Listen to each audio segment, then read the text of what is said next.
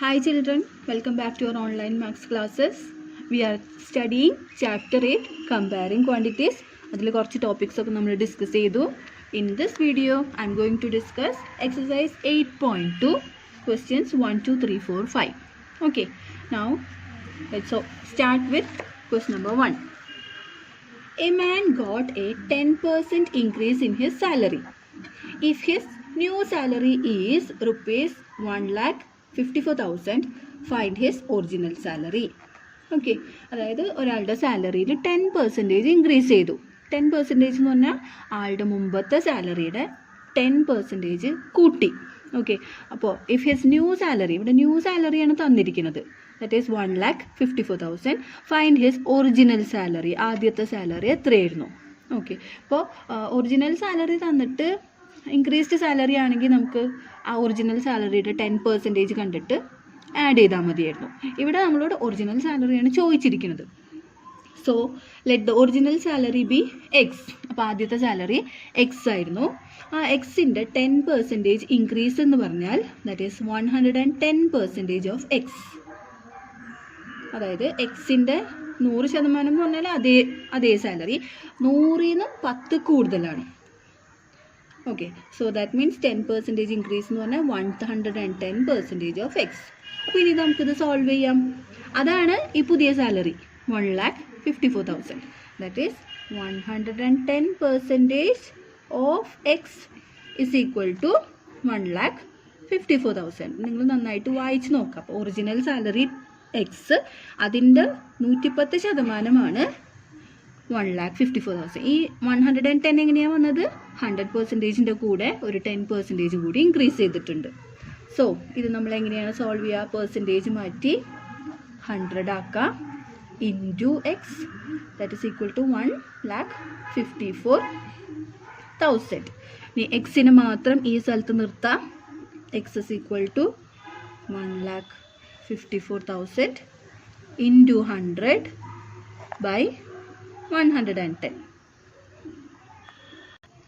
Then the equation becomes 1,54,000 into 100 by 10 is 0 cancel ചെയ്തു പോകും. And the last equation is 15,40,000 divided by 11. അപ്പോൾ ഇത് divide ചെയ്ത് നോക്കുമ്പോൾ we will get the answer as 1,40,000. നിങ്ങളിതൊന്ന് divide ചെയ്ത് നോക്കാം കേട്ടോ. 15,000 40,000 15,40,000 ഡിവൈഡ് ബൈ 11 നിങ്ങൾ ചെയ്ത് നോക്കുക. The answer will be 1,40,000. അപ്പോൾ ഈ 1,40,000 ആയിരുന്നു ആദ്യത്തെ salary. Okay, the original salary, ഫസ്റ്റത്തെ സാലറി എന്ന് പറയുമ്പോൾ 1,40,000, അതിൻ്റെ 10% കൂടി, അപ്പോഴാണ് 1,54,000 എന്ന പുതിയ സാലറിയിലേക്ക് വന്നത്. ഓക്കെ, ഇതല്ലാതെ വേറെ വഴികളൊക്കെ ഉണ്ട് കേട്ടോ ചെയ്യാൻ. ഞാനിപ്പോൾ നിങ്ങൾക്ക് പറഞ്ഞു തരുന്നത് ഈ ഒരു മെത്തേഡാണ്. Okay, so watch the video again and again, understand the steps and concept. Okay, on Sunday, second question, on Sunday 845 people went to the zoo and on Monday only 169 people went. What is the percent decrease in the people visiting the zoo on Monday? So we can write the steps. People went on Monday. അപ്പോൾ ഇവിടെ ആദ്യം Sunday ആണ് എഴുതേണ്ടത്. It makes no difference, കുഴപ്പമില്ല. അപ്പോൾ people went on Monday 169, people went on Sunday 845.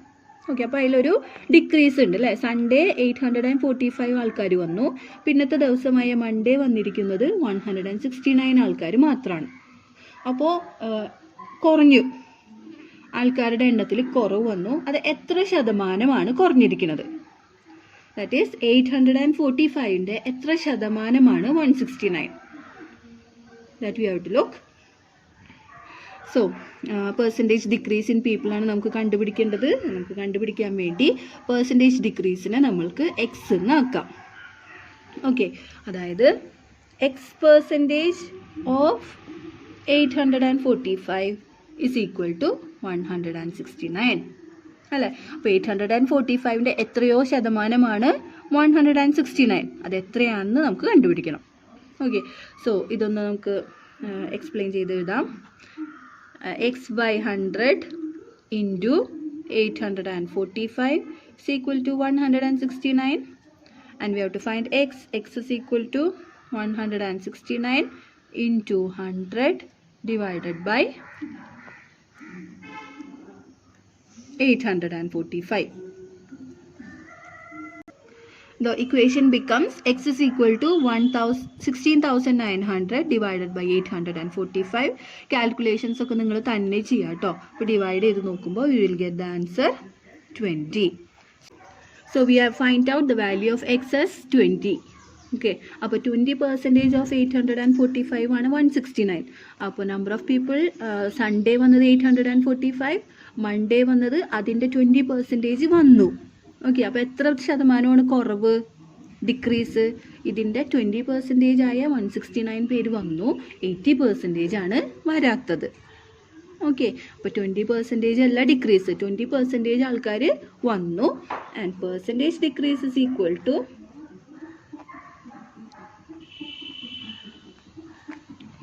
percent decrease of people is equal to 100 minus 20. 20 വന്നു കഴിഞ്ഞു, വരാത്തത് 80%. Okay, so you write the steps and find the answer. A shopkeeper buys 80 articles for rupees 2,400 and sells them for a profit of 16%. Find the selling price of one article. Okay, for question number 3, exercise 8.3, we can discuss. അതായത് ഒരു shop കീപ്പറിൻ്റെ കാര്യമാണ് പറയുന്നത്. He bias 80 articles. Articles എന്നാണ് പറഞ്ഞിട്ടുള്ളൂ, എന്താണ് items എന്ന് പറഞ്ഞിട്ടില്ല. 80 items വാങ്ങിച്ചു.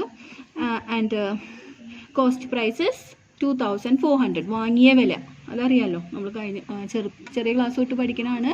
കോസ്റ്റ് പ്രൈസ് എന്ന് പറഞ്ഞാൽ വാങ്ങിയ വിലയാണ്, CP. And cells them for A profit of 16%. 16% profit വെച്ചിട്ടാണ് അത് വിറ്റത്. അപ്പോൾ 80 ഐറ്റംസ് വിറ്റ് കഴിഞ്ഞപ്പോൾ he got A profit of 16%, 16% ലാഭം കിട്ടി. ലാഭം എന്ന് പറയുമ്പോൾ CP കുറവും SP വിറ്റ വില കൂടുതലുമാണ്. ഓക്കെ, അപ്പോൾ find the selling price of one article. Find the selling price of one article. ഒരു ആർട്ടിക്കിളിൻ്റെ സെല്ലിംഗ് പ്രൈസ് കാണണം. അപ്പോൾ ഇവിടെ 80 ആർട്ടിക്കിൾസ് ആണ് തന്നിരിക്കുന്നത്. അപ്പോൾ അത് സെല്ലിംഗ് പ്രൈസ് ഓഫ് 80 ആർട്ടിക്കിൾസ് കണ്ടുപിടിച്ചിട്ട് അതിൽ നിന്ന് ഒരെണ്ണത്തിൻ്റെ വില കാണിക്കും. Okay, so we can write the step. Cost price of 80 articles. അപ്പോൾ ഇവിടെ കോസ്റ്റ് പ്രൈസ് ആണെന്ന് നമുക്കത് മനസ്സിലാവണം. ബൈസ് ആണ്, വാങ്ങിയ വിലയാണ് ₹2,400. പ്രോഫിറ്റ് പെർസെൻറ്റേജസ് 16, 16% ലാഭം കിട്ടി. 16% എന്ന് പറഞ്ഞാൽ കോസ്റ്റ് പ്രൈസിൻ്റെ 16% ലാഭം കിട്ടിയത്. So profit is equal to 16% of 2,400. Okay, അപ്പോൾ വാങ്ങിയ വിലയുടെ 16% പ്രോഫിറ്റ് കിട്ടി. And that we can do 16/100 into 2,400. ഇവിടുത്തെ 0 രണ്ടും കട്ട് ചെയ്ത് പോവും. ആൻഡ് ഫൈനൽ ഈസ് 16 ഇൻറ്റു 24 ചെയ്ത് കഴിഞ്ഞാൽ നമുക്ക് ആൻസർ കിട്ടും. And the profit is 384 rupees. Okay, അപ്പോൾ പ്രോഫിറ്റ്, നേരത്തെ പ്രോഫിറ്റിൻ്റെ ശതമാനമാണ് തന്നിരുന്നത് അല്ലേ? എത്രയാണ്? 16%. So we have to find out what is the profit in rupees. റുപ്പീസിൽ എത്രയാണെന്നുള്ളത് 16% ഓഫ് കോസ്റ്റ് പ്രൈസ് ചെയ്തിട്ട് നമുക്ക് കിട്ടി. 16/100 ഇൻറ്റു 2,000. ഇതൊക്കെ ഇൻറ്റു ചെയ്ത് നോക്കാം കേട്ടോ. ഇൻറ്റു ചെയ്ത് നോക്കി കറക്റ്റ് ആണോ എന്നൊന്ന് നോക്കാം. 384 is the profit. Now we can find the selling price of 80 articles. അപ്പോൾ കോസ്റ്റ് പ്രൈസും പ്രോഫിറ്റും ഉണ്ടെങ്കിൽ എങ്ങനെയാണ് സെല്ലിംഗ് പ്രൈസ് എടുക്കാം? നിങ്ങൾക്കറിയാം, selling price equal to cost price plus profit അല്ലേ? കോസ്റ്റ് പ്രൈസിൻ്റെ കൂടെ പ്രോഫിറ്റ് ആഡ് ചെയ്തിട്ടുണ്ടെങ്കിൽ നമുക്ക് സെല്ലിംഗ് പ്രൈസ് കിട്ടും. That is SP is equal to CP plus P. CP is 2,400 plus 384. And after adding we will get the answer as 2,784 rupees. Okay, so this is the selling price of 80 articles. 80 ഐറ്റത്തിൻ്റെയാണ് നമ്മൾ കണ്ടുപിടിച്ചിരിക്കുന്നത്. So we have find out the selling price of 80 articles. And how can we find the selling price of one article? Divided by 80. ഇപ്പോൾ 80 എണ്ണത്തിൻ്റെ വില തന്നിട്ട് ഒരെണ്ണം കാണണമെങ്കിൽ ആ വിലയും divided by 80 ചെയ്യണം. Okay, so next step is selling price of one article. That is 2784 divided by 80. And we will get the answer by dividing. Divide ചെയ്ത് നോക്കാം, എല്ലാവരും divide ചെയ്ത് നോക്കാം.